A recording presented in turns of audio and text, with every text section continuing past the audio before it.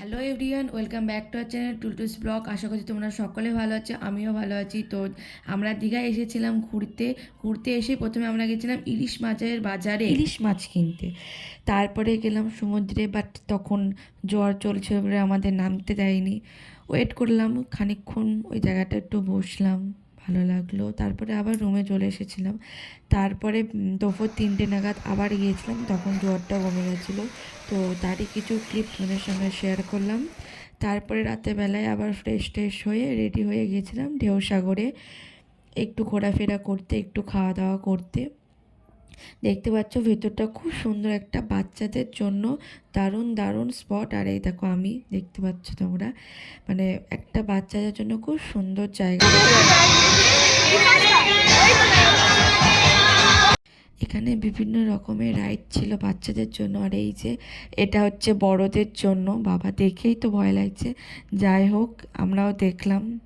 তারপরে হচ্ছে ওখান থেকে গিয়ে ওখানে গিয়ে একটু বসলাম, দেখতে পাচ্ছ আমাকে আবারও।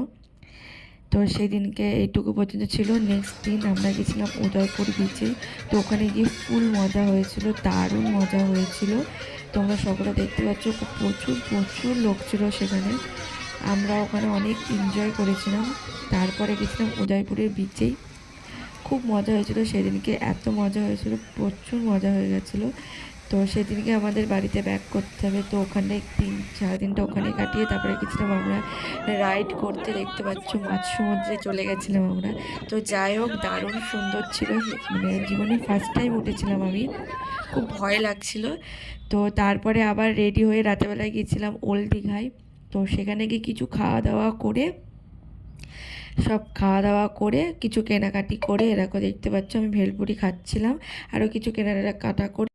রাতের সমুদ্র দেখতে এত সুন্দর লাগছিল, কিন্তু কী আর করা যাবে, আজকে আমাদের বাড়ি ফেরার বাস ছিল। তো সেখানে একটু টাইম কাটিয়ে আমরা বাসে উঠে পড়েছিলাম। যদি ভিডিওটা ভালো লাগে তাহলে লাইক কমেন্ট করতে একদম ভুলো না, নতুন হলে সাবস্ক্রাইব করে দিও। তো দেখা হচ্ছে নেক্সট ভিডিওতে, বাই।